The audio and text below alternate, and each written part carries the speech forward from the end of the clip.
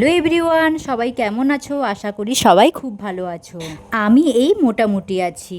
আজকের এই ব্লগটা কয়েকদিন আগে তোমাদের সঙ্গে শেয়ার করতে পারিনি।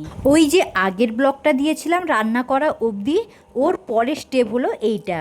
প্রতিদিন দুপুরে যেভাবে রান্নাবান্না করি, আজকেও সেভাবেই রান্নাবান্না করছিলাম। রান্না করার মাঝেও উঁকি মেরে এসে দেখছিলাম মেঘ উঠেছে কিনা। এসে দেখি কালো একটা মেঘ উঠেছে।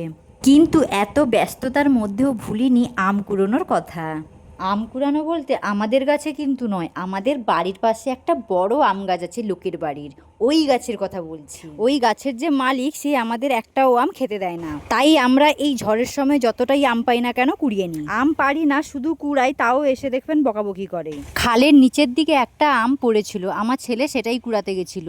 সে তো ভয় করছে, বলছে মা পড়ে যাবো মনে হয়, উঠে আসছে। আমি বলছি যা, পড়বি না, নিচে চাঁদ আছে। তারপর অনেকটা ভয় ভয় করে দেখলাম সে নিচে নামলো। নিচে নেমে চট করে সেই আমটা কুড়িয়ে নিয়ে এলো। তারপর তোমাদের দেখাই আমাদের এখানে কিভাবে বাতাস হচ্ছিল, শুধু একবার তোমরা লক্ষ্য করো। ও মাই গড!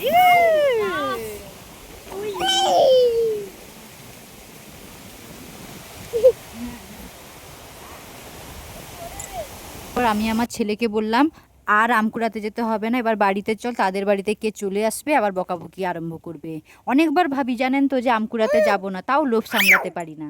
বেশ অনেকগুলোই আম কুড়িয়েছি, সেটা তোমাদের পরে দেখাচ্ছি।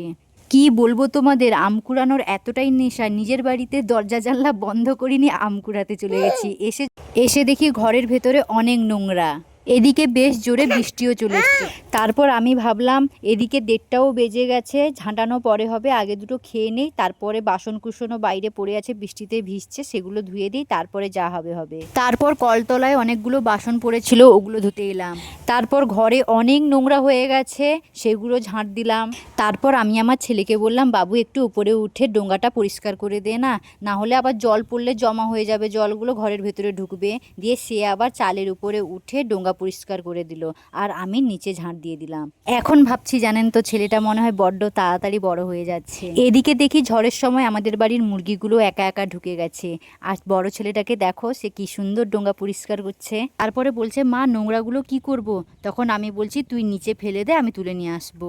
বলছে না না, তোমাকে তুলতে হবে না, আমি যখন হাত করেছি আমি তুলে নেব।